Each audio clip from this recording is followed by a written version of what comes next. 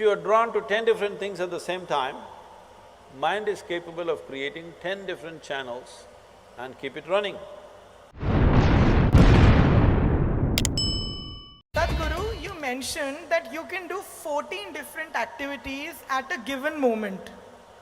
So, we all are very curious to know how can we achieve such prowess over both body and mind? Oh, whoever said this, I didn't say anything like that. Anyway, do you have a liver Yes, I do. functioning? Yes. Do you know how many levels of activity it's doing right now? What the liver is doing is far more complex than what your brains are doing right now, do you know this? A brainless liver, if it can do so many things, a brained Praneet, how many things? No, I was only talking about not activity per se. Yes, activity is also possible. So you must understand this. On a round planet which is spinning right now, hello? Are you on a round planet? Spinning? Most people don't understand this unless, they get sozzled out with something or they get some ailment. Suddenly you see, planet is round. Do you know how complex an activity it is for a human being to walk at a certain latitude on a round planet which is spinning and which has magnetic forces working upon you all the time? It's an extremely complex process. You ask a child who is, let's say, 1 year of age, he knows how complex it is. Have you seen?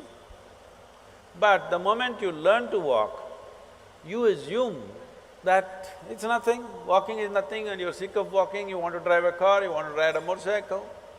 But walking is such a complex process, not 14. 1,000 different functions, your knees and your brains and the fluids in your body, all of them are doing all the time.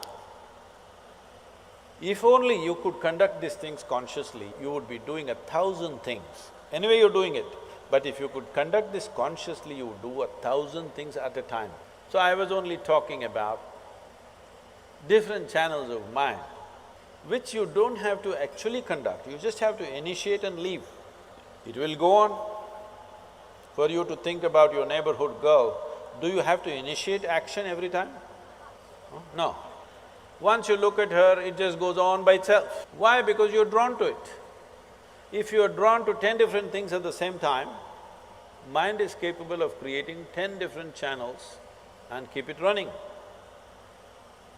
A complex mathematical problem, a sensation, a music, some raga, this, that, 100 things at the same time, because that is how complex human mind is. This complexity you can use either to drive yourself crazy with unbridled thought and emotion, or if you harness it, it can do things that nobody has imagined possible. It can do things in a miraculous way. You can manifest things in a phenomenal way if the necessary training goes. If somebody is walking there, if you just look at them, how they're walking, you can make out whether they're physically fit or not. Yes or no? Body has been worked upon, you can see it or no, just by the walk. Similarly, whether the mind has been worked upon or not, whether your energies have been worked upon or not, is something that's visible. Most people may not see, but if you pay attention, you will see. Right now, most human beings, the problem is we gave you a super computer. The most sophisticated machine on this planet is this human mechanism. I am asking you, have you read the user's manual? Hello? No. When are you going to read it? On the last day?